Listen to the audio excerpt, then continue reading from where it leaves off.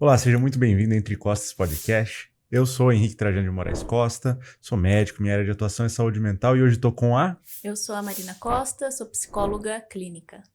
E com o... Eu sou o Carlos Henrique Costa, pai do Henrique, pai da Marina, sou cardiologista e o nosso objetivo aqui é compartilhar a nossa experiência, vivência em saúde com você, que nos privilegia com a sua atenção e com o seu tempo.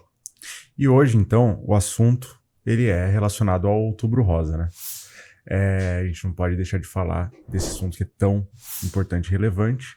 E eu trouxe, então, a doutora Laura Matulevich para falar um pouquinho com a gente sobre a mama. Né, Laura? Tudo bom, Laura? Perfeito. Olá, tudo bem? Sou a Laura, sou mastologista. Prazer estar aqui com vocês. E a Laura, na verdade, então, a gente sempre começa o podcast falando um pouquinho sobre a vida do participante. E a Laura tem algumas particularidades.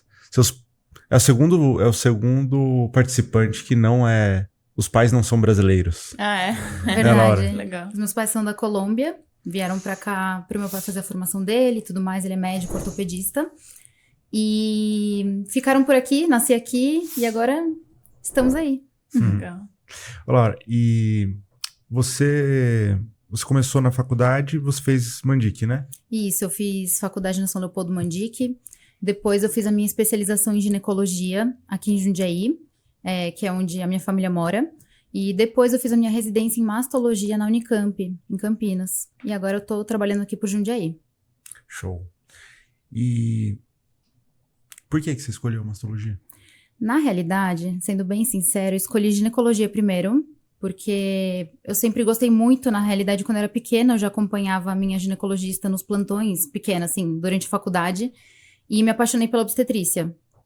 Comecei a fazer partos, acompanhar lá nos partos, me apaixonei, e durante a residência eu comecei a gostar muito da mastologia por conta de um professor que a gente tem aqui em Jundiaí, que é super conhecido, Dr. Bosco. E acabei me animando de fazer e foi. Que bom que eu me animei, porque a melhor coisa que eu fiz foi ter escolhido a mastologia. E parou de fazer parto? Parei. Não faço nada de pré-natal, de parto. Só se eu dou um plantãozinho ou outro, aí tem obstetrícia no plantão. Mas de resto, não. Não faço pré-natal.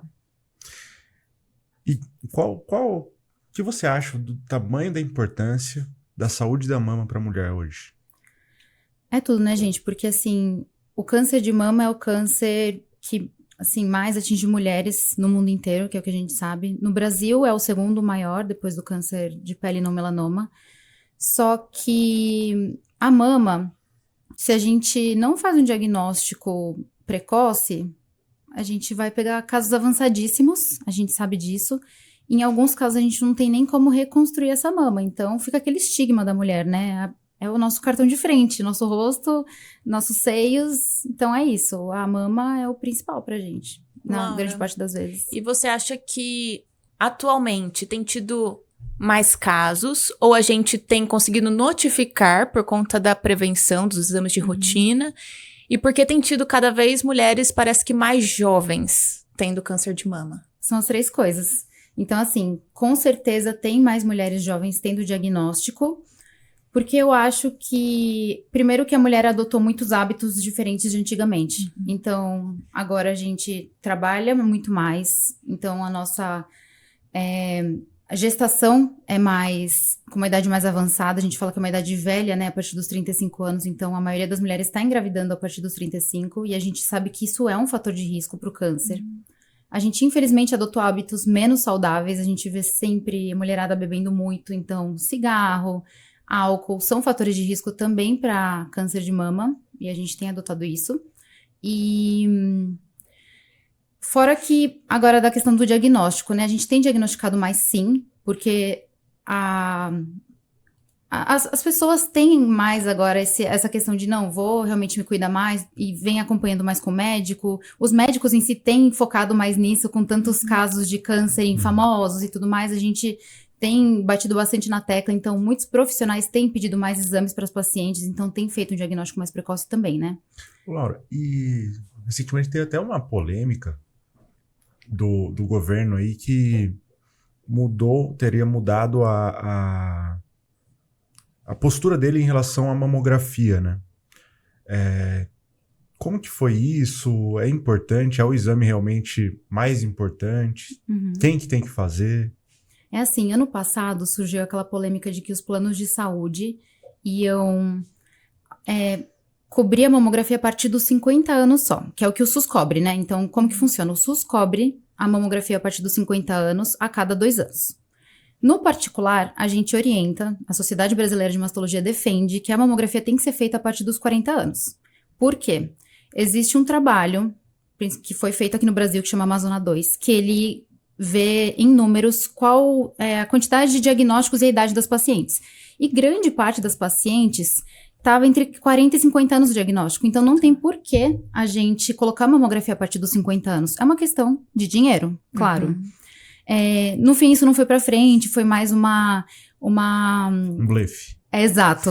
Era uma questão pública. Então, eles colocam isso para questionar para a população, para ver o que a população acha. E, obviamente, muito mastologista entrou ali na briga e muitas pacientes votaram que não eram a favor. E, no fim, isso não foi para frente. Não sei nem se iria para frente, né? Uhum. Eu acho que foi uma coisa mais para polemizar aí. Mas a questão é a seguinte, assim, o SUS é a partir dos 50 anos. E essa é a nossa briga como mastologistas, atualmente. Porque se entre 40 e 50 é a maior parte dos nossos diagnósticos, não tem porquê não diminuir essa faixa etária de início da mamografia. Com 50 vai estar chegando tarde. Exatamente. O tumor, ele vai dobrando de tamanho. Então, se esse tumor, ele já existe a partir dos 45 e uma mulher que não estava fazendo ultrassonografia, não fez o autoexame, então vai chegar avançado aos 50 anos, né? E, realmente, a mamografia é, sim, o exame mais importante, porque ele é o único que detecta as microcalcificações que podem ser um carcinoma inicial, que é o carcinoma in situ, né? Que não é um câncer, mas é uma lesão pré-cancerígena. Pelo menos 30% delas um dia viram câncer. Então, se a gente pode diagnosticar paciente nesse período, é o que a gente queria para todo mundo, né? Não é um câncer ainda, trata, faz a radioterapia local e pronto. Mas, infelizmente, se já passou disso, aí já podem ser outros tratamentos mais invasivos, né? E a ultrassom, por exemplo, não pega microcalcificação, ou a ressonância. E mulheres, por exemplo, quando tem prótese mamária, às vezes a mamografia ela não vê tão bem o tecido, né? O local ali. E aí o ultrassom seria complementar, mas aí deixa de pegar essa microcalcificação? Não, o que acontece? Então, muita gente fala que a prótese atrapalha. Ela atrapalha de certa forma. Por quê? Quando a gente tem a prótese mamária, ela empurra o tecido que a paciente tem. Não é que ela vai cobrir coisas. Cobrir não vai, porque ela está atrás das glândulas. Vai compactar, né? Só compacta. Então, as microcalcificações continuam sendo visíveis, né, na mamografia, porque elas são vários pontinhos brancos que a gente vê na imagem. Então, se compacta, a gente continua vendo esses pontinhos. O que dificulta mais é que, por exemplo, se existe algum nódulo dentro ali das glândulas, ele vai ser comprimido junto com as glândulas e realmente dificulta mais. Mas a ultrassonografia vai conseguir pegar isso. Então, esse mito de que, eu tenho prótese, então não vou fazer mamografia porque não vai dar pra ver. Isso não existe. Tem O que ideal é fazer os sim. dois. Exato, os dois. Depende da idade. Tá. Porque se a paciente já é uma paciente com a mama mais lipossubstituída, que já tem mais gordura, não tem muito intuito em fazer a ultrassonografia se você consegue enxergar bem o parênquima mamário ali na mamografia. É muito particularidade ali. É o tecido, né, da Exato. mama, né? As glândulas que estão ali acima da prótese. Tá. Então, e aí a questão do Outubro Rosa. Você acha que essa campanha, uma vez por ano, ela é suficiente? Qual o papel do Outubro Rosa? E também queria que você comentasse da questão do diagnóstico precoce, que é através desses exames, e da prevenção através de um estilo de vida saudável. Perfeito. Então, assim, eu acho super válido ter o Outubro Rosa, mas devia ter Janeiro Rosa, Fevereiro Rosa, Março Rosa, porque uma vez ao ano não é suficiente para as pacientes que deixam de fazer exames por 4 anos irem fazer um exame, né?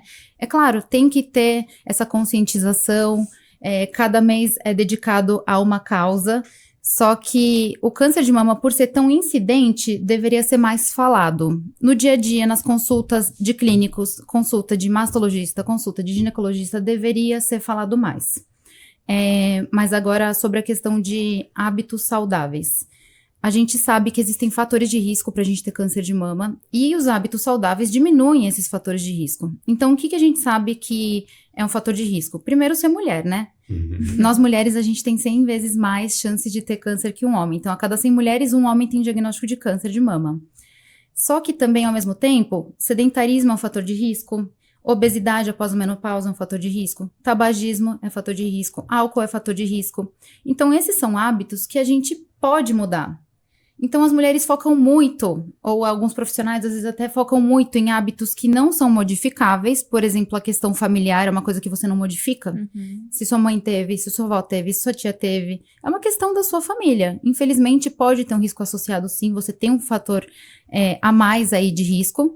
Só que, e a questão da vida saudável, da atividade física diária, do sedentarismo, de tudo, né? A gente sabe que se você faz atividade física 120 minutos por semana, você já diminui muito o seu risco. Pelo menos em 30%. É muita coisa. E é uma coisa que dá pra todo mundo fazer. Você não precisa ter dinheiro pra você fazer atividade física. Você pode sair na rua, correr, fazer uma atividade no parque, umas flexões no seu prédio. É uma coisa simples, né? E a questão do álcool e do tabagismo também. Eu vejo muito jovem, assim, fumante. Agora aumentou de muito novo, mais né? com esse pod.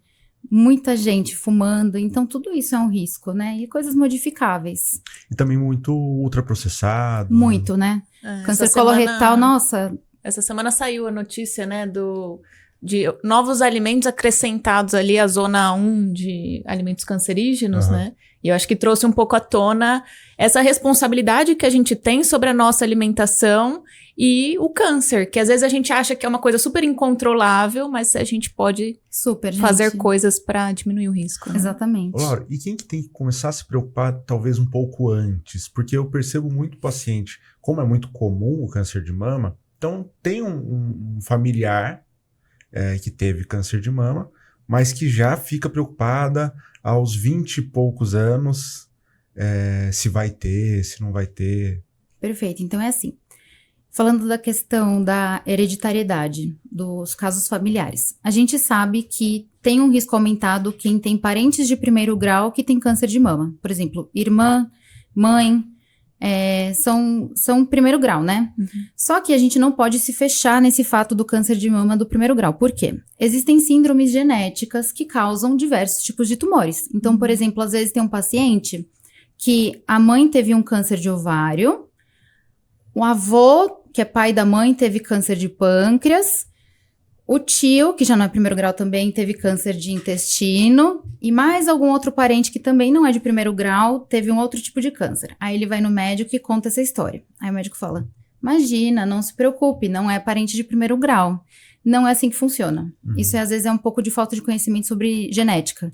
Existem essas síndromes que eu comentei com vocês, que a gente tem que, nesses casos, mandar para o geneticista o paciente, que é o geneticista é o médico especialista em síndromes genéticas, e ele vai avaliar se esse paciente se encaixaria em alguma dessas síndromes.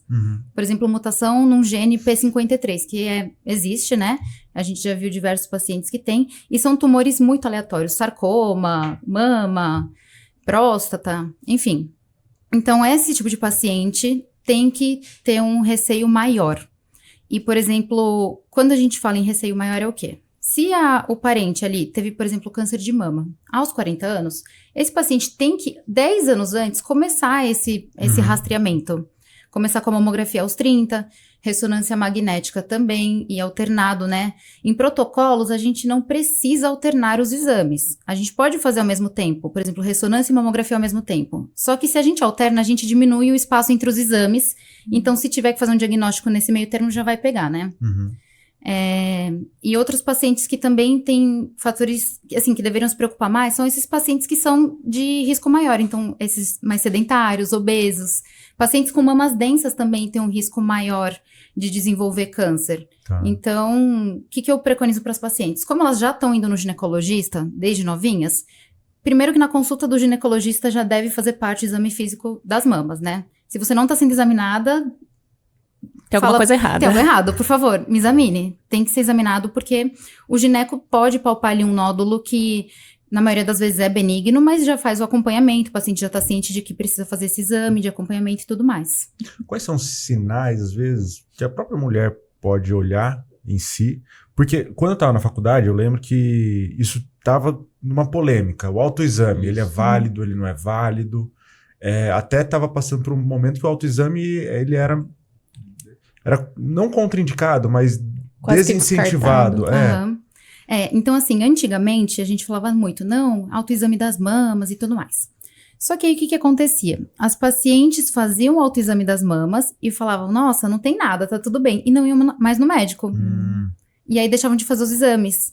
Porém, o autoexame, ele vai detectar normalmente, para uma paciente que não sabe muito bem palpar, um nódulo que já tá muito avançado, muito grande, maior que 2 centímetros. E a mamografia, a ultrassonografia, detecta nódulos menores que isso. Então, a Sociedade Brasileira de Mastologia, há alguns anos, meio que desincentivou, também não posso falar isso, porque em nenhum momento eles proibiram o autoexame.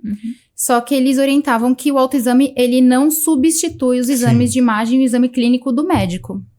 Então, muitas vezes a gente também toma cuidado da forma como a gente fala para paciente. A gente fala que você tem que ter autoconhecimento da sua mama e não fazer o autoexame. São Até coisas porque diferentes. Teve um momento que meu pai me contou uma história que ele atendeu no pronto-socorro uma senhorinha, né? Que estava com outro problema clínico, mas acho que era uma pneumonia. Era dor no peito. Era dor no peito. A queixa dessa paciente no pronto-socorro foi dor no peito. E quem fez o primeiro atendimento foi uma colega e encaminhou para mim com eletro. O paciente com dor no peito fez eletro. E aí o eletro normal, quando eu fui examinar, fazer o exame clínico, ela tinha um tumor na mama. Necrosado já, E um tumor Nossa, visível ao exame. Como era uma paciente idosa, ela não percebeu ali. Então, aí, a importância, como você falou, do exame clínico, da anamnese bem feita e de sempre ter esse olhar na integralidade do paciente. Então, não focar apenas, porque a dor no peito é coração, é infarto, né? Exato. E aí, o que eu queria comentar também, você lembrou muito bem, que o homem também pode ter câncer de mama. Eu tive um paciente que apresentou um nódulo na mama, nós encaminhamos para a investigação e era câncer. Sim. Felizmente ele tratou, está bem, isso tem mais de 20 anos. Então o homem também pode ter câncer. Pode né? E ter. aí, no caso do câncer de mama, do homem, quem que cuida? É a mastologista? Também é mastologista. E é muito engraçado, assim, não é engraçado, porque é uma coisa meio triste, que alguns homens agendam consulta no mastologista e a secretária do plano de saúde fala assim, mas você tem certeza que é mastologista que você quer passar? Ele fala, sim, eu quero passar no mastologista. Eu preciso passar, eu tô com um nódulo. Ele, não, mas é mastologista mesmo? Gente, sim, homens podem ter câncer de mama. É raro, mas existe. E, graças a Deus, assim, o câncer de mama no homem é menos agressivo. Tende a ser um subtipo luminal que responde à medicação também. Então, na maior parte das vezes, são tumores pequenos, super curáveis por cirurgia, radiação local e a medicação. E a gente está falando, né, do contexto, lógico, do exame que você falou, feito pelo médico, né? E falando no contexto de saúde da mulher. Então, a partir dos 40 anos é indicada a mamografia. Mas e antes? Qual é a frequência de visita para o ginecologista para ele ir avaliando isso? Perfeito. Então, assim, a partir dos 40 anos, todo mundo, todas as mulheres, mamografia anual. Antes disso, a paciente já está em acompanhamento no ginecologista pelo menos uma vez ao ano, sendo examinada sempre. No exame clínico, se o médico sentiu algum nódulo, ele pode pedir ultrassonografia. Lembrando que não é um protocolo obrigatório pedir ultrassom de mamas. Tipo, meu ginecologista não me pediu, ele é um péssimo médico. Não é um protocolo pedir, é só se o médico sente alguma coisa. Então, a gente solicita ultrassonografia. Se esse exame veio normal, pode manter acompanhamento uma vez ao ano, com ultrassom e exame físico, ou só com exame físico, até os seus 40. Se vier algum nódulo, a gente tem que acompanhar esse nódulo a cada 6 meses, se ele tiver características benignas, que é um nódulo redondo, mais paralelo à pele, sem sombra posterior, regular. E a gente acompanha a cada 6 meses para ver se esse nódulo cresceu ou se mudou as características dele, né? Porque alguns nódulos, eles meio que se escondem ali em uma imagem bonita e daqui 6 meses ele tá totalmente feio, totalmente irregular, que daí realmente precisaria de uma biópsia. Mas basicamente é isso, uma vez ao ano, e se precisar, faz a cada 6 meses. Ou faz a biópsia quando é necessário, né? E o autoexame entraria nesse intervalo de 1 ano o médico viu que tava tudo bem, mas aí eu comecei a sentir alguma coisa estranha, eu volto no médico antes. Perfeito, é isso. Então, a gente sempre deixa em aberto para paciente, olha, sua rotina tá tudo bem, o exame físico tá perfeito, você não tem nenhuma alteração, mas se nesse meio tempo você notar algo de diferente, de sinais na sua mama, você volta comigo. Então, que tipo de sinais que a gente costuma ver que pode ser um câncer de mama? Primeiro, sentir um nódulo, né? A gente sabe que a maioria dos nódulos, 90% deles são benignos, mas se sentiu, volta no gineco pra gente avaliar. Pode ser um cisto, pode ser um nódulo do bem, a gente que vai ver isso. Também outros sinais, pode ter edema de pele, inchaço, porque alguns tumores, que são os tumores inflamatórios, podem causar esse inchaço na pele, podem causar uma coisa que a gente fala que é pele de laranja, podorange, que faz uns pontinhos na pele por conta desse edema. Vermelhidão na pele, também tem a ver com tumor inflamatório. Saída de secreção pelo mamilo. Nem toda secreção é preocupante, grande parte delas não tem relação com câncer, porém 2 secreções que a gente se preocupa muito são cor de sangue, hemática, ou transparente, que é em água de rocha, que pode falar a favor de um tumor ali nos ductos da mama. Outro sinal também é afundamento da pele, aumento do volume mamário espontaneamente, do nada. O paciente não fez nada, não teve trauma e o volume da mama mudou. Tem que investigar também. Laura, é muito comum o nódulo que ele vai aumentando e diminuindo conforme o ciclo menstrual da mulher. Esse nódulo que ela já fez um ultrassom, por exemplo, tem lá esse nódulo. Esse nódulo é perigoso? Não, porque assim, existem cistos e nódulos, né? O cisto é uma bolinha de água, recheada de água literalmente, que ela vai inchar dependendo do seu período do ciclo menstrual. Então, a gente sabe que a mulher que não usa anticoncepcional ou que usa só um DIU, algo que não vai bloquear a ovulação, vai ter toda a variação hormonal de uma mulher. Então, tem períodos que ela vai ter um pico maior de estrogênio e esse estrogênio é captado na mama. Então, quando isso acontece, a mama vai inchar. É que toda mulher fala, eu sinto a mama inchada, com dor, pesada. É nesse momento que você consegue sentir o nódulo maior, digamos assim, que é o momento que a mulher se preocupa mais. Passou esse período, ou seja, a mulher menstrua, já volta ao normal a mama. Esse nódulo não é preocupante, porque ele é um nódulo do bem. Tá. E, assim, nódulos, em geral, eles não ficam aumentando e diminuindo tanto, tá? Isso é mais do cisto. O nódulo, você tem a sensação de que ele aumentou, porque as glândulas mamárias ali ao redor estão inchadas também. Todo o tecido está inchado. Todo o tecido está inchado. Os nódulos e os cistos benignos, eles podem afetar na amamentação? Não afetam a amamentação, porque são locais diferentes. Então, a amamentação, a gente utiliza os nossos ductos mamários, né? Que levam o leite até o mamilo para o bebê. Agora, os nódulos estão localizados atrás disso tudo. Então, eles não influenciam em nada. Tenho 10 nódulos, não vou conseguir amamentar? Não tem relação nenhuma. A amamentação é independente disso. E a amamentação é um fator de proteção para o câncer de mama? A amamentação é um fator de proteção. Então, a gente sabe que mulheres que amamentam mais que 2 anos têm um fator de proteção em comparação com quem não amamenta. E ainda nessa linha, o anticoncepcional é fator de risco para câncer de mama? Olha, então o que a gente sabe atualmente do anticoncepcional? Quando a gente faz uso do anticoncepcional por períodos mais prolongados ou em uma idade mais avançada, lá para os 35 mais, a gente sabe que existe um aumento de risco do câncer de mama. Só que quando a gente coloca em números, é um número muito baixo.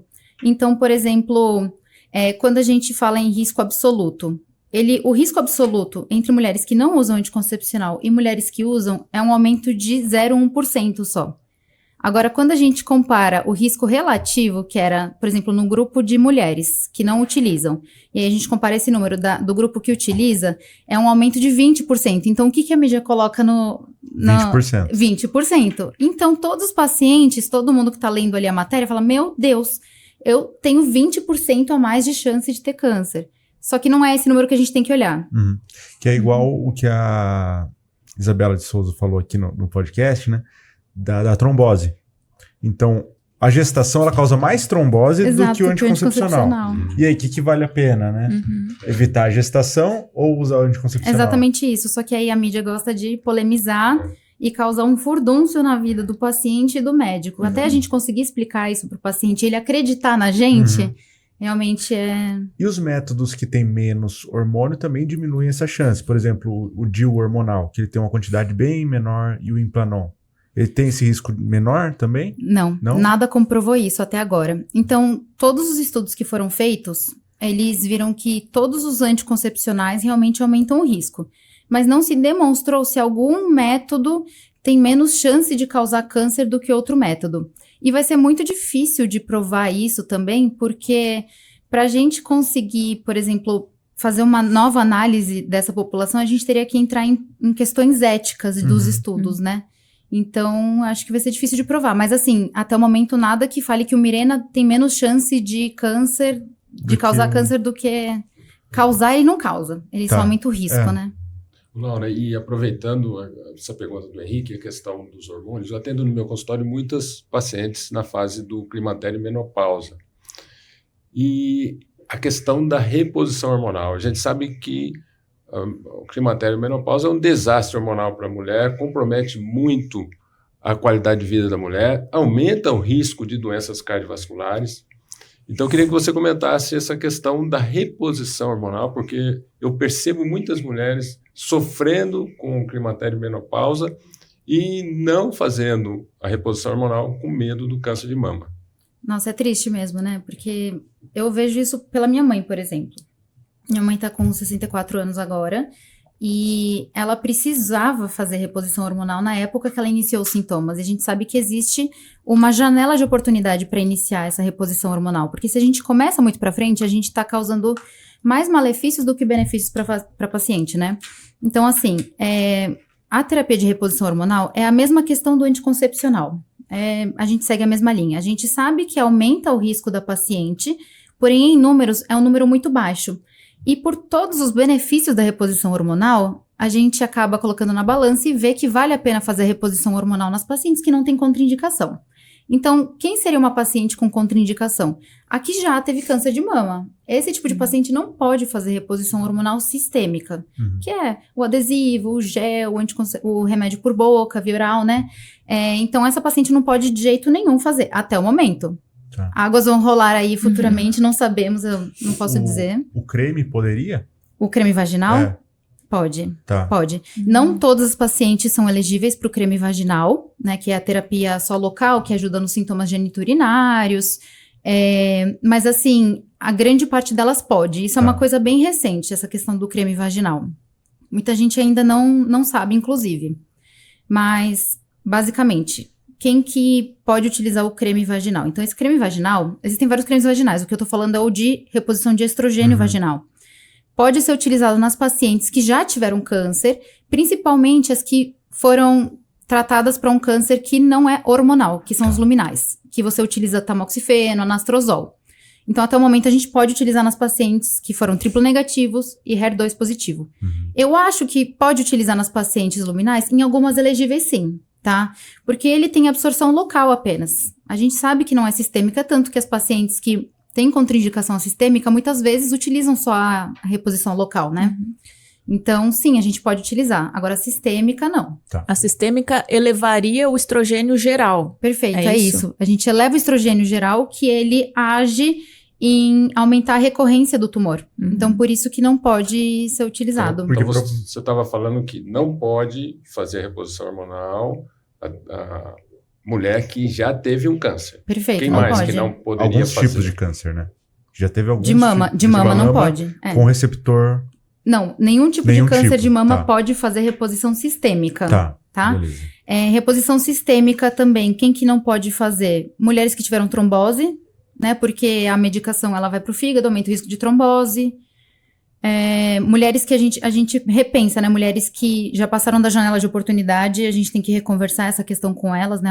É uma conversa mais com o gineco ali no consultório, mas basicamente essas são as contraindicações de mulheres que não podem fazer reposição. Os outros cânceres ginecológicos também? Vocês sabiam que anticoncepcional protege de câncer de ovário e de endométrio?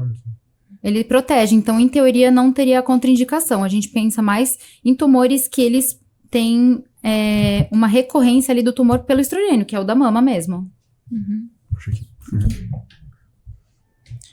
Bom, E aí lá no começo, retomando, que você estava falando que as mulheres têm tido filhos um pouco mais velhas, e isso pode ser um fator de risco para o câncer de mama. Isso mesmo. Então, por que isso acontece?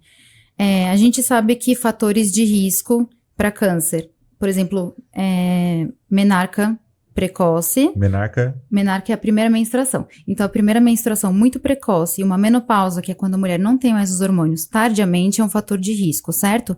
Porque a mulher está exposta a muitos ciclos ovulatórios. Quando a mulher engravida, a gente não tem mais esses ciclos. A gente não está mais exposta a esses hormônios. Então, esse período da gestação é um período de proteção. Em números, né? Assim, pelo livro é um período de proteção. Se a mulher engravida mais tardiamente, esse período de exposição ao hormônio aconteceu por mais tempo, até seus 35 anos. Então, ao invés da mulher engravidar nos seus 24 anos e ficar com esse risco até os 24 e ficar protegida a partir ali da gestação, ela passou esse período pra frente. Então, por isso que vira um fator de risco. Porque além da gestação, tem o período da amamentação, que vai ser um período de proteção também pra ela. E muita mulher não tá amamentando hoje em dia também.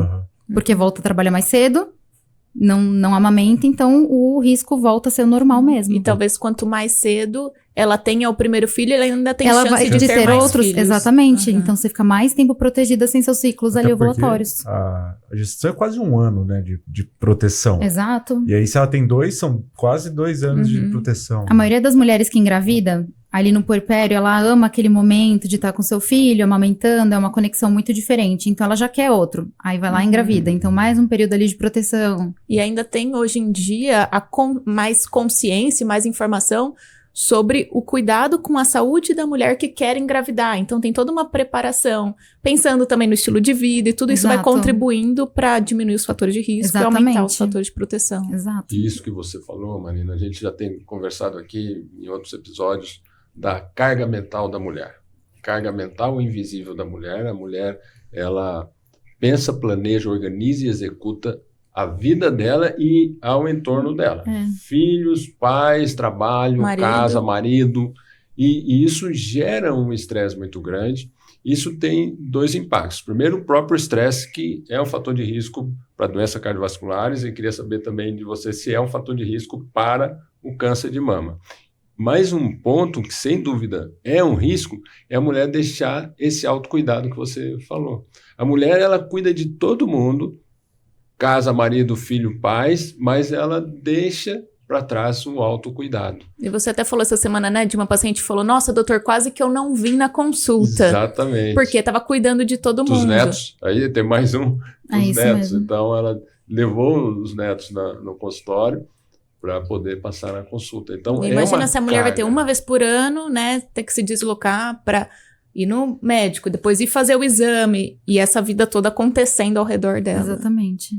Então, sem dúvida nenhuma, abrir mão do autocuidado é um fator de risco para as doenças como um todo.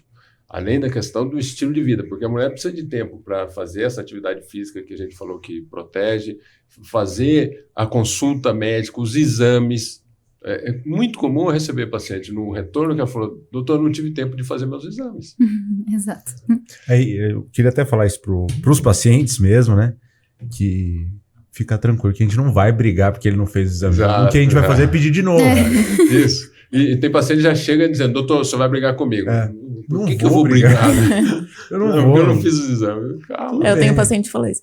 Você vai brigar comigo, mas eu não comecei a atividade física ainda. Vou pedir pra você fazer de novo. Vamos tentar de novo. A única hipótese que eu posso brigar com os pacientes, eu falo que é se eles brigarem com as secretárias. Aí eu vou brigar com o paciente, ó, não pode fazer isso. É isso. Mas então, e o estresse? Como é que você vê essa questão do estresse da mulher como um risco para essas enfermidades, o próprio câncer de mama? É assim, até o momento a gente não tem nenhum estudo robusto que fale que, por exemplo, o estresse pode causar câncer. Mas eu acredito muito nisso. A gente sabe que quando a gente causa o estresse, nós mesmos, tudo começa a desandar na nossa vida, né? Uma pequena coisa no nosso dia a dia, um pequeno problema já começa a trazer um outro problema e outro problema e outro problema. Quando você não tá em sintonia com você mesmo, as coisas não vão bem, né? Então, eu, Laura, acredito sim que é um possível causador do câncer, porque a gente tá sempre submetendo as nossas células a um problema ali, a um estresse, a pensamentos negativos. Tudo isso, eu acho que influencia sim no câncer. E o estresse, ele tem um mecanismo neurohormonal importante, né? A liberação de adrenalina, noradrenalina, o próprio cortisol. Isso repercute na imunidade e o sistema imune é muito importante para fazer a vigilância dessas células cancerígenas, né? Então, teoricamente, a gente sabe que deveria aumentar o risco, né? E na prática, o que a gente vê é que pode, embora a literatura precise focar especificamente nisso, né? Mas o nosso feeling é que aumentaria o risco. Tem uma questão, muitos estudos com relação à depressão e fatores cardiovasculares, né? Que são, a pessoa que tem depressão tanto se cuida menos em relação aos fatores cardiovasculares, e são muitos fatores em comum também com os fatores de risco para o câncer de mama, né? Então, obesidade, sedentarismo, mas também o estado inflamatório é um fator de risco também para a depressão. A Laura falou da obesidade. Da obesidade, que também é um estado inflamatório. Então, a gente vê muitas doenças, o cardiovascular com estado inflamatório também é outro fator de risco. A gente vê muitas doenças que têm vários fatores de risco em comum, a gente não tem estudos que correlacionem elas entre si, né? Mas é interessante isso, faz todo sentido. Que seja um fator agravante ou causador também, né? Por isso, Henrique, essa mesa a gente sempre tem falado da medicina do estilo de vida. Recebemos aqui o Dr. Bruno Colantoni falando sobre isso. Então, eu, nas minhas mídias sociais, nas nossas conversas aqui, e até mesmo na nossa casa, a gente tem falado muito sobre essa medicina do estilo de vida baseada nos pilares da alimentação saudável, atividade física, sono de qualidade, relacionamentos de qualidade, vamos lá, o gerenciamento do estresse e evitar os tóxicos. E aí, quando a gente fala tóxico, álcool, tabaco, outras drogas, relacionamentos tóxicos, telas, ambientes tóxicos, aqui particularmente do trabalho. Então, a medicina do estilo de vida, ela é muito importante. E aí, quando eu falo do estresse como um risco, e eu falo para os pacientes, você precisa fazer a gestão do estresse. E aí eu falo com os pacientes, o que você precisa perguntar para mim? Como faz? Como faz? E aí eu queria conversar com vocês. Como vocês orientam os seus pacientes a fazerem a gestão do estresse? Só antes eu queria fazer um parênteses, até pelo que a Laura falou, né? O jeito que ela falou. É muito importante a gente levar para os pacientes a ideia de que medicina tem que ser baseada em evidências. Então a Laura deixou bem claro que é a opinião dela, que ela acha, faz sentido, mas que ela pode orientar os pacientes, mas ela nunca vai passar uma medicação. Tem um abismo entre passar um antidepressivo e falar assim, olha, vou te passar um antidepressivo para gerenciar o estresse, que não é isso, a gente vai conversar sobre isso daqui a pouquinho, e ter uma proteção para câncer de mama. Não existe. É igual fazer reposição de vitaminas endovenosas quando não tem indicado, quando não tem evidência científica para isso. Ou a questão que a gente tem batido muito aqui, os hormônios sem indicação também, reposição de testosterona, T3, T4, e a gente tem recebido muitos pacientes com complicações por conta desse uso indiscriminado e sem nenhum critério científico, sem nenhuma medicina baseada em evidência, colocando em risco a saúde dos nossos pacientes. Mas voltando a falar da gestão do estresse, é muito interessante que já conversamos isso com a Simone aqui, não existem estudos robustos em relação, por exemplo, à gestão do estresse no trabalho do ponto de vista individual. O que você poderia fazer, ou o que eu poderia instruir o paciente. Mas é uma questão mais organizacional, é uma questão da cultura da empresa. Agora, o que você pode fazer no seu lar, né, fora do trabalho, para gerir esse estresse? Terapia. Atividade física. Sono de qualidade. E os tóxicos. Evitando os tóxicos. E eu tenho orientado, recomendado e procurado praticar a contemplação meditação. Que é a sua conexão com a natureza, o Criador e você fazer isso intencionalmente, e também a meditação. E é interessante a meditação, que eu também falo sempre para os pacientes, acho que já devo ter falado aqui. É importante você fazer a meditação todo dia, porque você não vai usar ela todo dia. Só que se você não treinar, na hora da Copa do Mundo, se você nunca treinou futebol, na hora da Copa do Mundo, você não vai fazer um gol, você não vai ganhar. Então, se você não treinar a meditação diariamente, no momento que você está sob estresse, ou no momento que você está com uma crise de pânico, ou que você está com dificuldade para dormir, você não vai conseguir fazer meditação naquele momento. Muito boa a sua colocação, e a gente percebe que muitas pessoas, no início, têm dificuldade de se colocar em silêncio, em solitude e meditar. Mas aí precisa do treino. E outro ponto importante é a questão do diário. A gente, assim também, como toma banho diariamente, escova os dentes, a gente precisa tentar colocar na agenda um momento. Uma rotina, né? Uma rotina, um momento de solitude, de aquietar o coração. E começar fácil, né? De novo, uma analogia esportiva. Você não vai começar a correr treinando para maratona. Exatamente. Né? Você vai começar a correr 1 minuto. Isso. Então vai começar a fazer meditação por 1 minuto. Isso. Depois 2, 3, assim sucessivamente. Um pouco melhor a cada dia, né? Isso, pouco melhor. Aos poucos, ninguém pode começar tudo agressivamente, porque vai largar. Tudo que começa muito fácil vai embora também adesão, rápido, né? Exatamente. Então... E falando, né, de como gerenciar, então, esse estresse em questão da terapia, né? O que a gente ensina na terapia que faz a diferença para o paciente gerenciar melhor o estresse. Então, eu atuo com a terapia cognitivo-comportamental, e assim como tem a medicina baseada em evidências, tem a psicologia, tem todas as áreas da saúde, né? Então, considerando a PBE, que a gente chama que é psicologia baseada em evidências, e a terapia cognitivo-comportamental, essa abordagem tem sido a com maior evidência científica para alguns tratamentos, como ansiedade, depressão, né, basicamente. E tem muito a ver com estresse, né, porque a ansiedade vai gerar um estresse. A depressão vai gerar outro tipo de estresse, que é a perda das funções. E o estresse pode gerar ansiedade e depressão. Então, na TCC, a gente entende que vivemos situações no nosso dia a dia.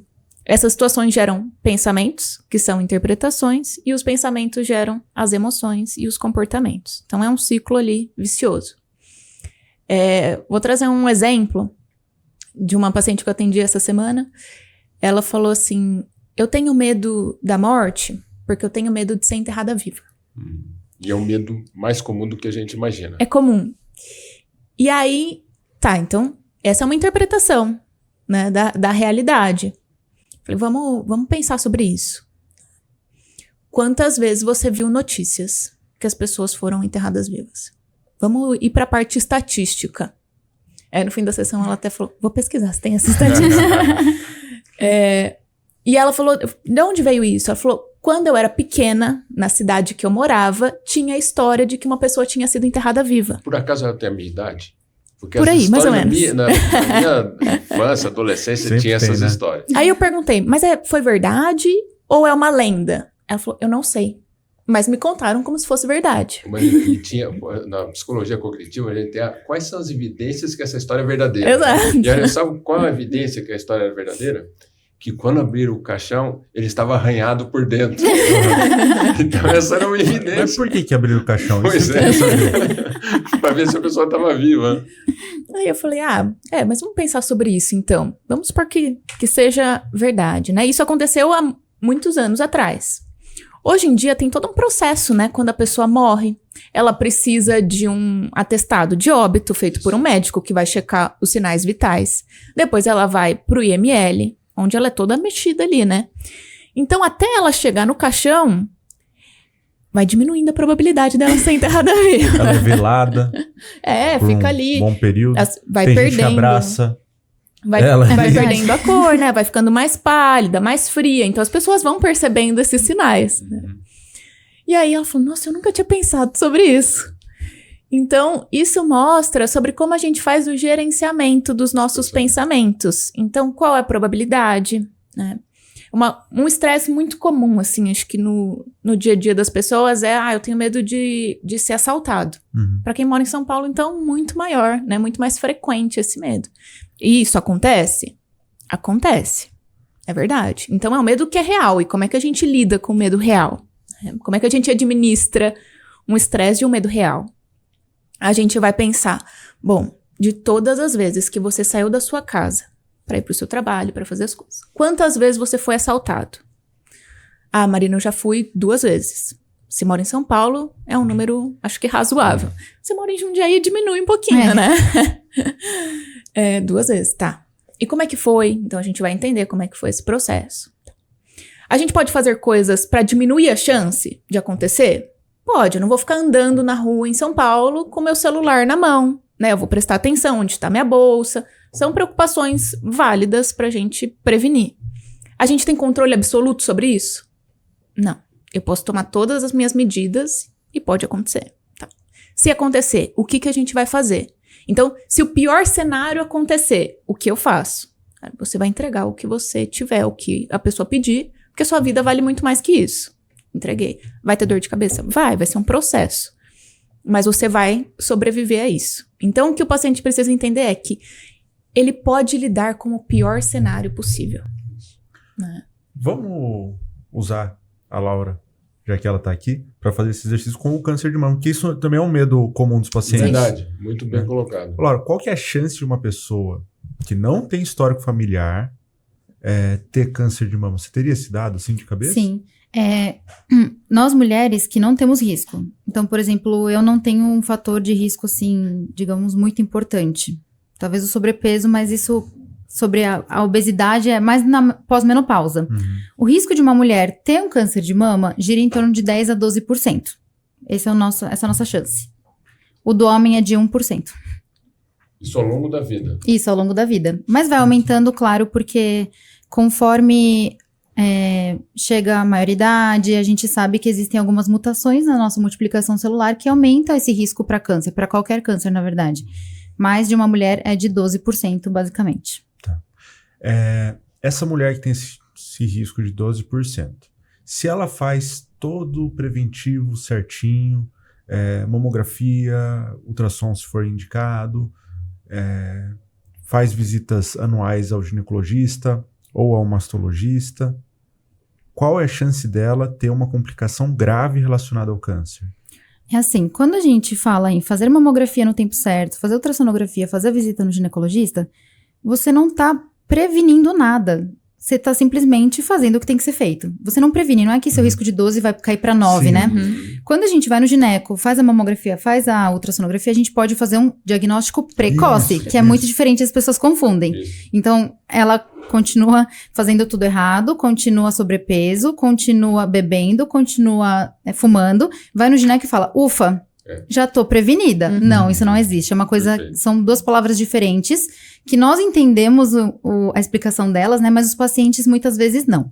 Então, se eu fizer uma mamografia anualmente, a chance de eu ter um diagnóstico precoce é muito alta, então a chance de cura é muito alta. É isso que a gente tem que pensar. Isso que eu queria saber primeiro. É isso, né?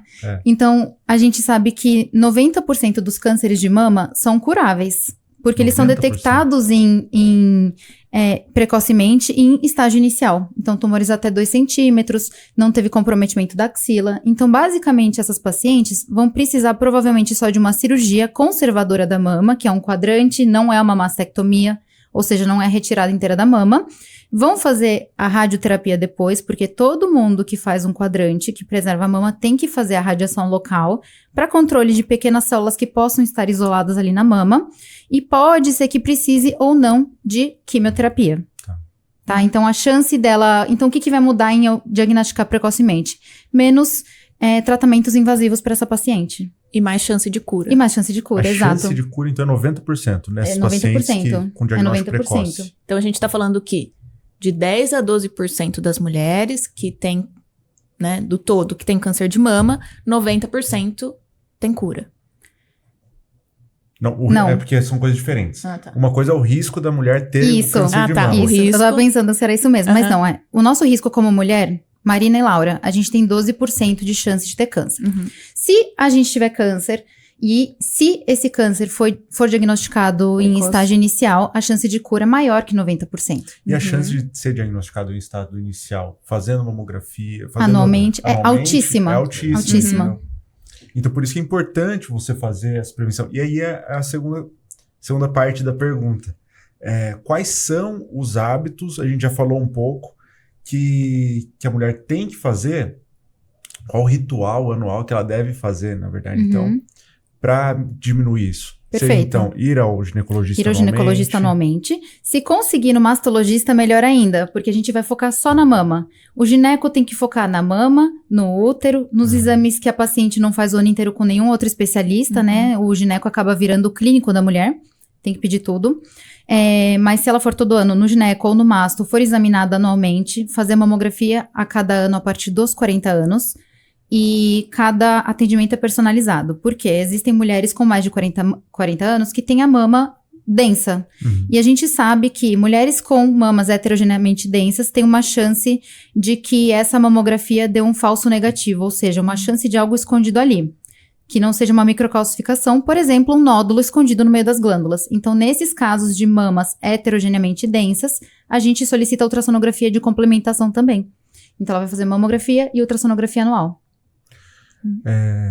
Outra coisa, aí mudando completamente, usando a Marina, que também fala sobre estética, sobre a aceitação do próprio corpo. A mulher tem, eu não sei se é uma relação, isso é em relação à sociedade, a um padrão de beleza, mas tem uma questão muito forte, geralmente, com sua mama, né? Muito. Geralmente de autoimagem mesmo. Como que você tem visto isso? Você acha que isso tem melhorado, tem piorado? E acrescentando nisso a importância da reconstrução mamária depois da mastectomia de uma paciente que passou pelo câncer. Com certeza. Então, assim, a gente preza muito pelo resultado estético também na paciente que está tratando um câncer. Então, assim, a gente está tratando um câncer, não é por isso que a gente tem que fazer uma cirurgia mal feita e deixar a mulher com aquele estigma, com uma cicatriz, uma mama assimétrica. Isso, o ideal é que não aconteça, né? Em alguns casos, infelizmente, vai acontecer, porque alguns tumores são um pouco maiores, nem sempre a gente consegue realocar tecido, mas a gente tem técnicas de oncoplástica que a gente institui nas nossas cirurgias. Então, o que é oncoplástica? São técnicas que a gente usa ali na cirurgia para dar um volume que foi perdido para a mama, para dar uma estética legal para essa paciente. Então, quando eu falei oncoplástica, por exemplo, uma paciente com mamas muito grandes que tem um tumor de mama, eu posso incluir na cirurgia dela uma mamoplastia junto? Posso. Se for do desejo da paciente, a gente pode fazer isso sim. Eu posso fazer um retalho local, por exemplo, rodar um pouquinho de pele, um pouquinho de gordura que tá mais na lateral das costas dela aqui pra frente pra dar volume? Posso também. Essas são técnicas que a gente aprende durante a residência que ajudam muito no resultado da paciente. E aí, aquele tratamento de câncer que seria uma questão psicológica que vai afetar muito ela, não afeta tanto porque pelo menos a parte estética da mama ela tá contente com aquilo que tá tratada, cirurgicamente falando, né? Então, sempre que a gente pode, a gente tenta fazer o maior complemento estético para essa paciente. Claro, tem pacientes que vão precisar tirar a mama inteira? Sim. Mas quando a gente tira a mama inteira, a gente também pode reconstruir imediatamente a mama, colocar um expansor de pele, um silicone. Isso já muda totalmente a vida do paciente também, né? Até a positividade pro tratamento dela já vai lá para cima, né? É diferente de você falar para uma paciente, olha, infelizmente não vai dar para reconstruir, vou fazer só a mastectomia. Mas tirar a mama inteira. Muito comum ter que fazer a mastectomia em um outro tempo cirúrgico, ou outro momento, você fazer a reconstrução, pode ou dá acontecer. Pra fazer tudo na mesma hora? Pode sempre? acontecer, Henrique, porque em alguns casos selecionados, a gente já pode fazer imediatamente essa cirurgia com reconstrução e incluir já prótese e expansor. Porém, em casos, por exemplo, em que é um tumor inflamatório, que é um câncer mais avançado, que a gente chama até de T4D, esse tipo de câncer, hoje em dia, não é seguro a gente fazer reconstrução imediata, porque o risco de recidiva desse tumor é muito grande.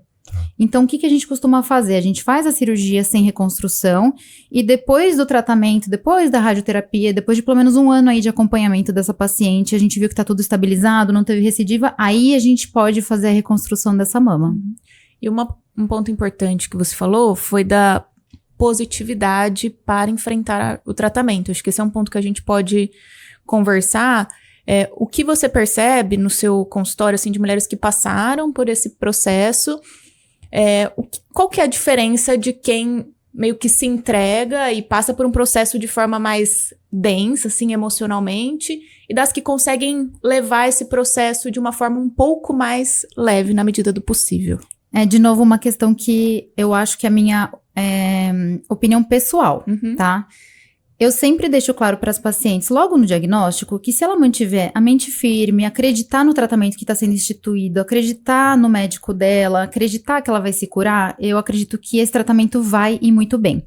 Porém, a paciente que durante o tratamento já se entregou, caiu na depressão, não tá indo bem, eu já vejo realmente que parece que acontecem questões mais graves. Por exemplo, aparece uma metástase, infelizmente, que não era esperada.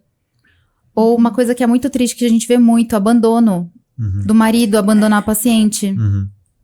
É tanta negatividade ali também, que às vezes o homem não tá pronto pra lidar com aquilo e larga a família. Isso é mais comum do que parece, infelizmente. Então, aí falando, né, de talvez fatores protetivos psicológicos, né, emocionais, de como lidar com esse momento, um ponto que eu sempre trabalho com os pacientes que estão passando por fases desafiadoras, e é uma fase desafiadora, o lado bom da fase é que ela passa. Então, assim, é um período difícil, é um período desafiador, mas ele vai passar. O outro ponto é, conte com a sua rede de apoio. Né? Chama a mãe, chama a amiga, chama a irmã, chama a prima, chama todo mundo que puder estar com você para tornar esse processo mais leve, para você conseguir, às vezes, se alimentar melhor, né? Eu imagino que dependendo do processo que a pessoa está vivendo, um pós-cirúrgico, ela vai precisar da rede de apoio para ela conseguir ser bem cuidada. Se permitir ser cuidada também é um ponto importante pelos médicos, por psicólogos e pela família. Ou, às vezes, uma vizinha que a pessoa tem mais proximidade, amiga. Ai, mas eu não tô bonita. Não, tá tudo bem. Não é momento, talvez, né?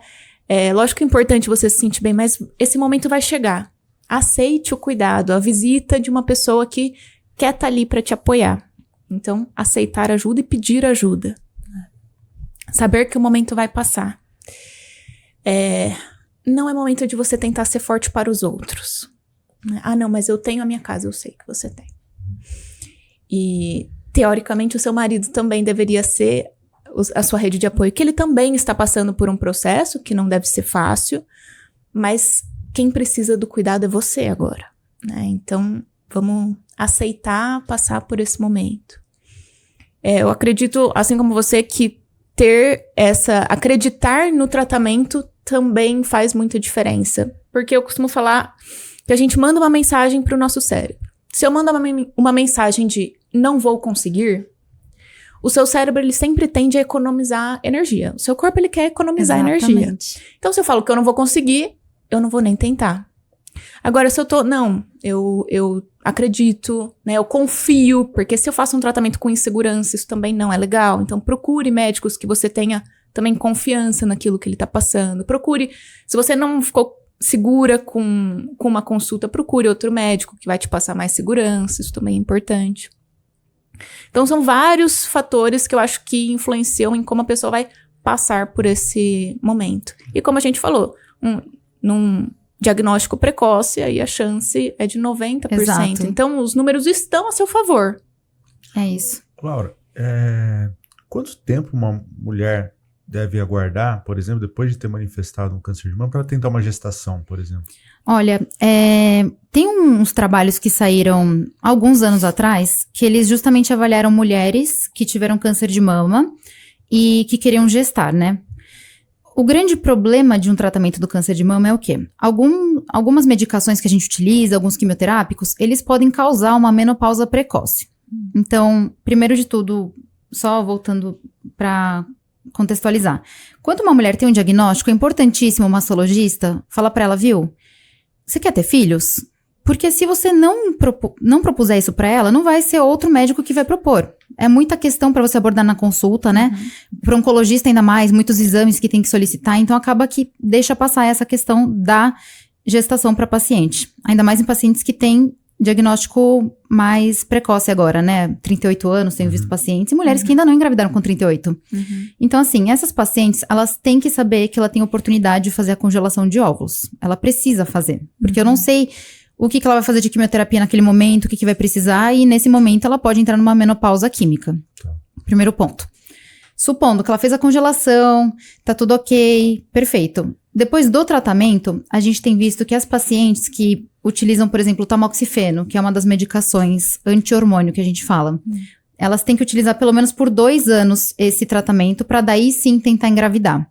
É mais seguro pelos estudos, você esperar pelo menos 2 anos do tratamento utilizando tamoxifeno. Por que 2 anos? O tamoxifeno, quando a gente prescreve normalmente 5 anos ou 10 anos, tá? Falando bem superficialmente.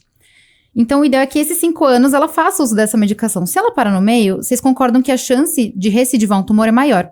Mas aí, nesses estudos, avaliando essas pacientes, eles viram que com 2 anos de medicação, tá tudo bem ela tentar engravidar. Não aumentou as recidivas desse tumor. Ou seja, não aumentou as mortes pelo tumor.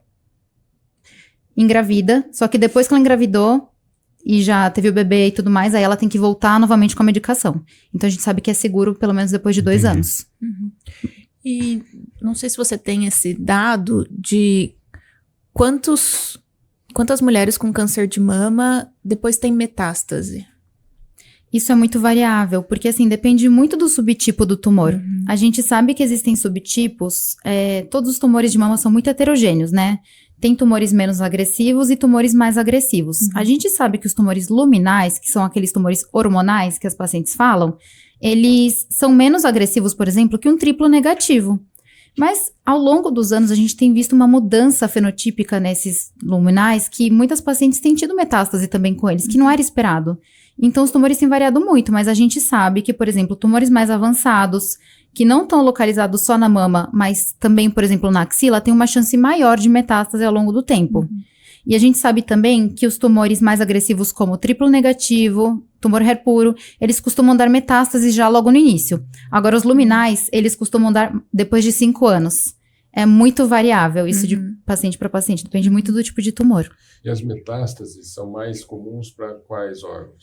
Ossos, cérebro, pulmão e fígado. Por isso que a gente sempre, não sempre, mas na maioria dos tumores, a gente pede os exames de estadiamento, que é para saber para onde que esse tumor pode ir. Então, normalmente, a gente pede a cintilografia dos ossos, para saber se foi para algum dos ossos, pede tomografia de tórax, para ver se foi para algum lugar da pleura ou pulmão, de abdômen para ver se foi pro fígado, e nas pacientes que têm queixas de muita cefaleia, de tontura, aí a gente pede de crânio, porque não é mais muito comum, mas existe também a metástase pro sistema nervoso central.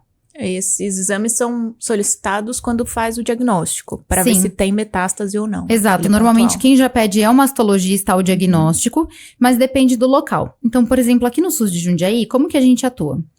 Eu trabalho na mastologia do SUS, e quando eu tenho um diagnóstico para uma paciente, eu não peço os estadiamentos, porque existem 2 filas de exames aqui em Jundiaí. A fila do HU, que solicita esses exames, e a fila do Hospital São Vicente, que é para onde a paciente vai ser encaminhada para oncologia.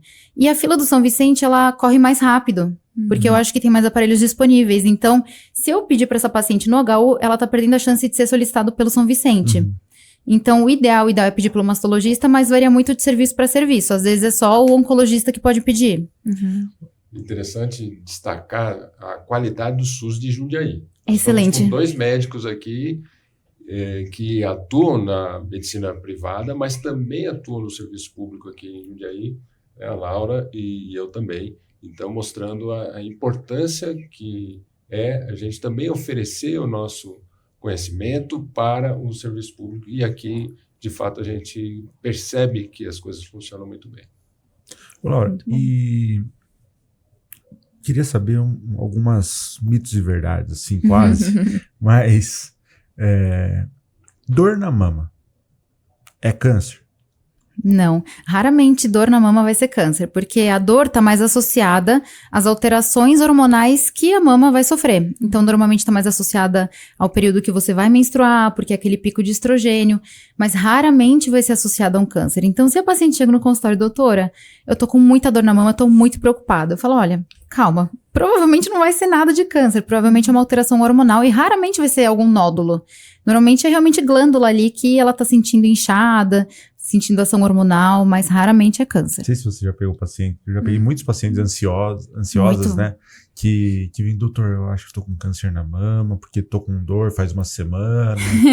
Elas vêm assim mesmo, na consulta vem super ansiosa, já vem batendo porta, esquece exame no carro, fala, tô com muita dor na mama. Acha que é câncer mesmo, é a primeira coisa que passa na cabeça. E é comum ter, tirando a parte da amamentação, né? Mas é comum ter infecções na mama, essa dor ser por infecção ou não? Olha, a infecção causa dor na mama, porém é raro você ter uma infecção na mama, porque a gente tem fatores de risco para isso acontecer. Para você ter uma infecção na mama, uma bactéria do meio externo tem que entrar na sua mama. Então tem que ter um fator de risco, por exemplo, um machucado, uma fissura na mama, ou alterações na mama que, por exemplo, diminuem o fluxo sanguíneo. Por exemplo, o tabaco. Cigarro é o maior fator de risco para infecção na mama.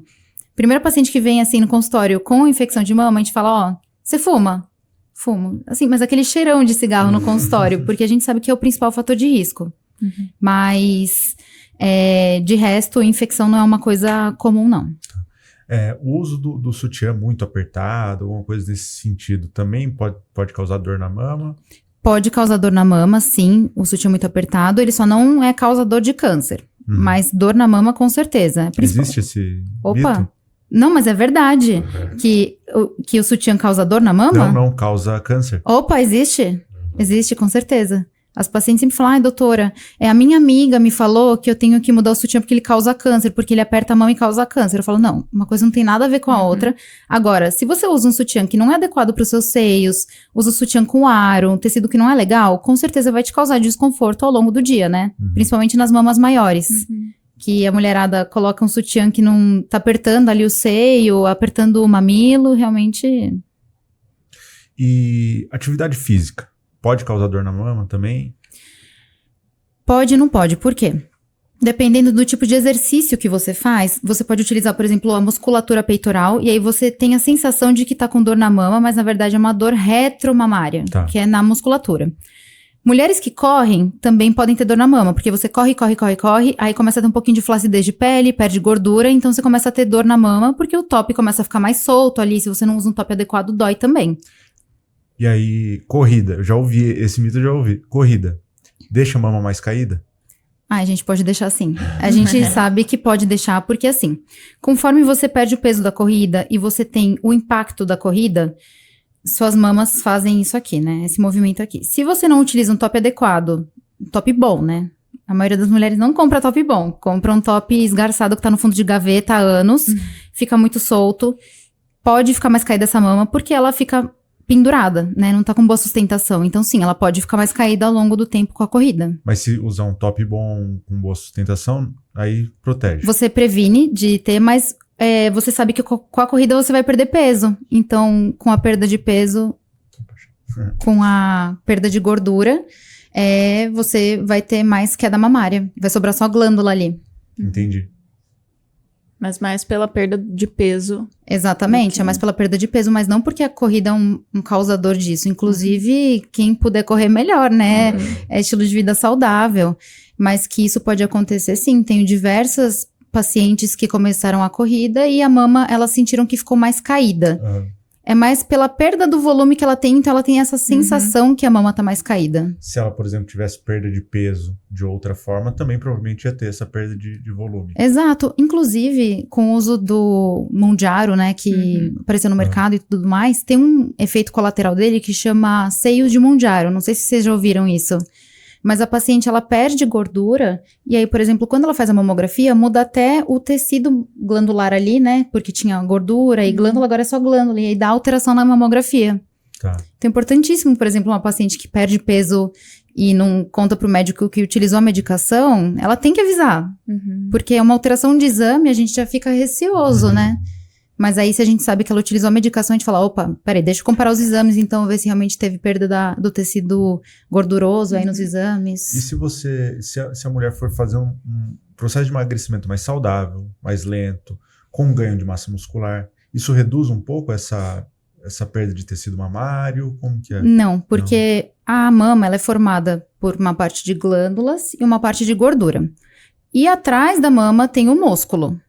Se ela malha o músculo, ótimo, perfeito. Mas aí, o tecido glandular e a gordura também vão sofrer alterações. Então, se ela emagrecer, ela vai perder gordura. Então, de qualquer forma, a anatomia da mama dela vai mudar com o exercício físico, mesmo malhando, né? A gente sabe que, por exemplo, se você malha a musculatura peitoral, você vai ter um volume maior aqui dessa região. Só que de um jeito ou de outro, se você emagrece, perde a gordura, vai mudar o volume da mama. A gente percebe, por exemplo, quando vê fisiculturista mulher, né? E aquelas categorias que tem muita massa muscular, que elas praticamente não têm mais mama, né? Exatamente. Grande parte delas tem silicone, você só vê o silicone ali, marcadinho, porque não tem nada de gordura cobrindo ele. Muito bom.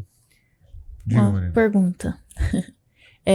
Mulheres com mama maior é um fator de risco comparado a mulheres com mama menor para câncer? Se essa mama maior for mais densa, com mais glândulas, sim, é um fator de risco.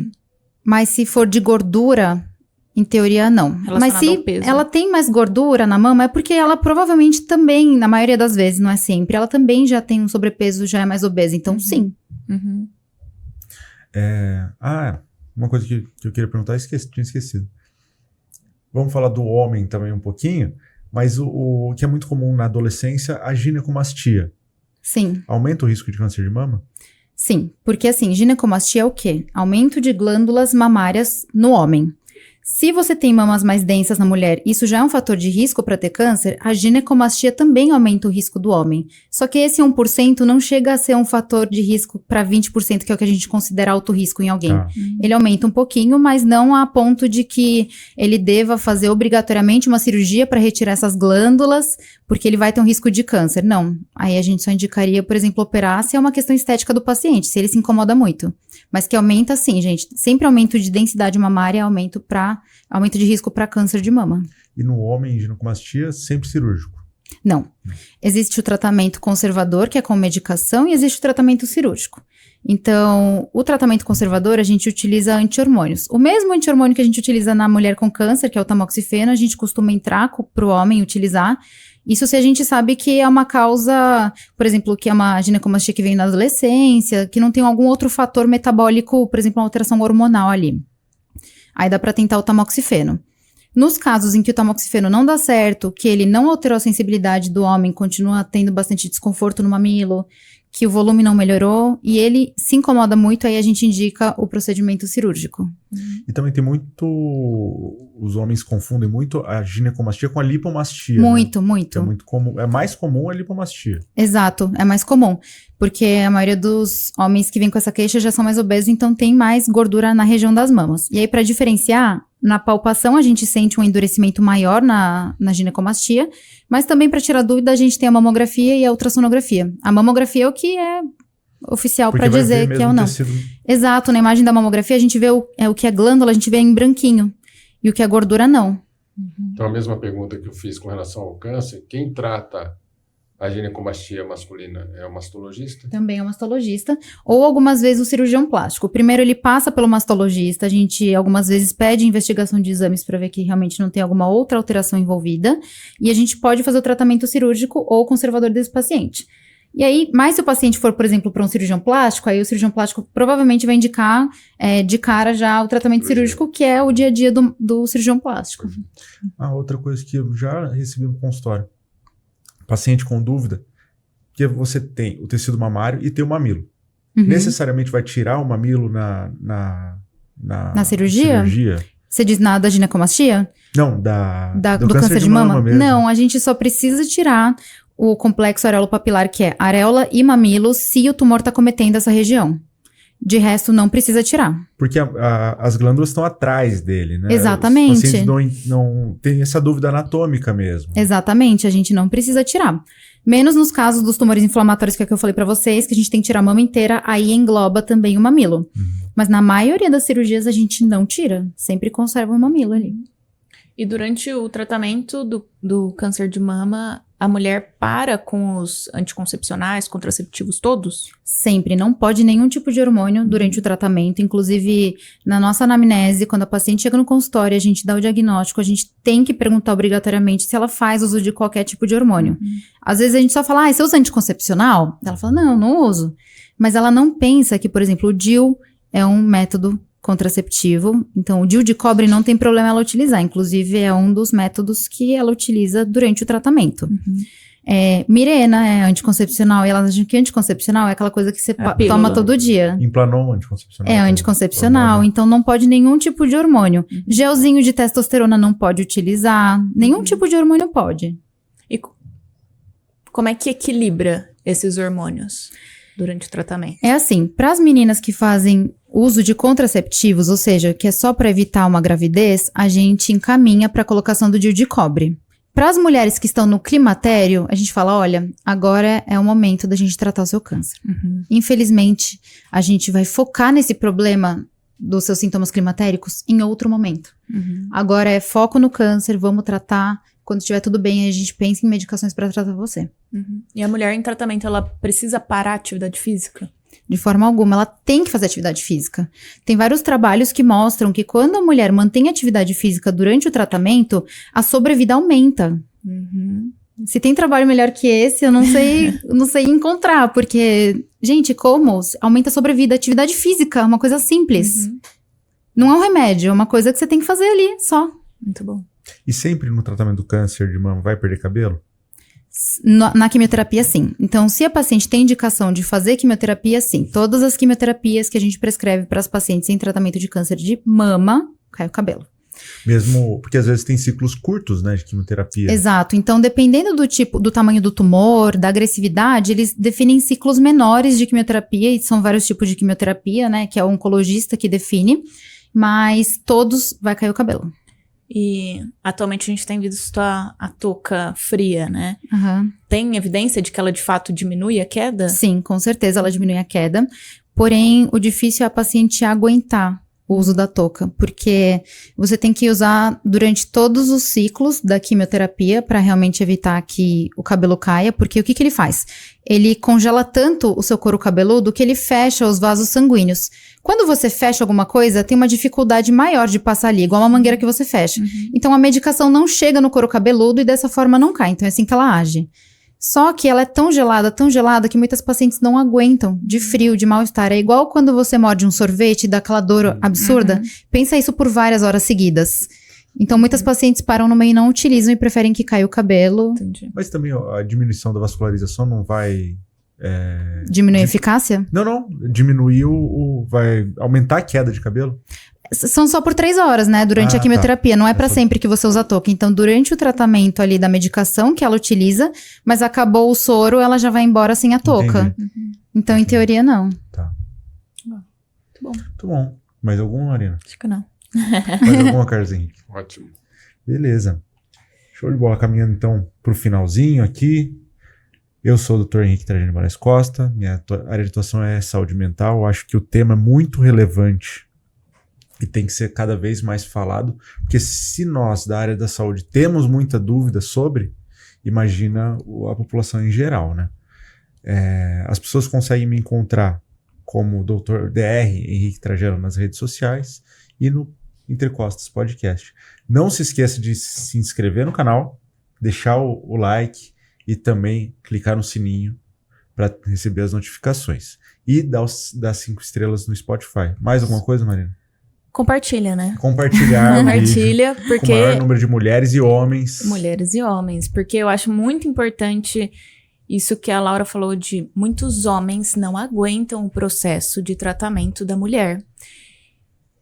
Então, os homens, primeiro, eles precisam ter informação para isso.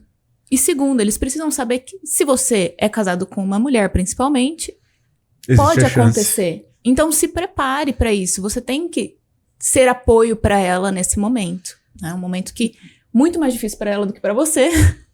Então, precisa, inclusive, se puder acompanhar ela, melhor ainda. Exato. Sempre No se puder, a tratamento. paciente ter um acompanhante na consulta. E esse acompanhante, que é o pilar dela ali de força, tem que fazer terapia também, porque não é só o Sim. paciente que precisa. A pessoa que tá junto tem que estar preparada para aquilo. Uhum. A mulher que tá tratando, ela já tá com o emocional debilitado. Se o acompanhante também tá com o emocional debilitado, os dois afundam. Essa pessoa que tá em conjunto tem que ser a pessoa que vai elevar a paciente. Tem que estar com um bom psicológico. Tem que estar bem pra ela. Porque senão... O que não significa não sofrer. Exatamente. Exato. Isso não- Vai sofrer. É normal, o ser humano vai sofrer com o tratamento. Mas é a questão de estar apoiando. Incentivando, encorajando. Positivando. Uhum. Se apoiar em algo, né? Sim, muito bom. Então é isso, compartilhe. esse Marina, episódio. e como as pessoas conseguem te encontrar nas redes sociais? E se você tiver mais alguma coisa pra fechar. Eu tô no Instagram como Marina Costa Psi. Atendo online, Nascemos e Namorata. Mas eu acho que a minha mensagem final é essa. Compartilhe esse episódio porque o objetivo do nosso podcast é levar informações confiáveis de saúde e sobre um tema muito relevante. Então, é isso. Dr. Carlos Henrique Costa. Bom, achei o episódio muito interessante e aprendi muito, viu, Laura? Obrigado pela sua participação, por Eu que estar agradeço. conosco aqui nessa mesa de conhecimento, de educação em saúde. E as pessoas podem me encontrar no Instagram, YouTube e Facebook como Dr. Carlos Henrique Costa, na Clínica Amorata, em Jundiaí, e em Campo Limpo Paulista, na Clínica Semos. O podcast ele tá ficando com cada vez mais pessoas ilustres que participam, né? Impressionante. A qualidade dos nossos convidados está muito boa. Verdade. Laura, suas considerações finais e como que as pessoas conseguem te encontrar. Queria agradecer vocês pelo convite, foi uma experiência muito bacana, primeira vez no podcast. E vocês podem me encontrar no Instagram como Laura A. Matulevich. E eu atendo aqui em Jundiaí, na Clínica Feminae, no edifício Tebas, na 23 de maio. E atendo também no SUS de Campinas e aqui no SUS de Jundiaí. Tem link para agendar consulta no seu Sim, no Instagram, link da bio. Muito bom. Perfeito. Então hoje, doutora Laura Matulevich esteve entre costas. Muito bom. Bom. Muito obrigada, gente.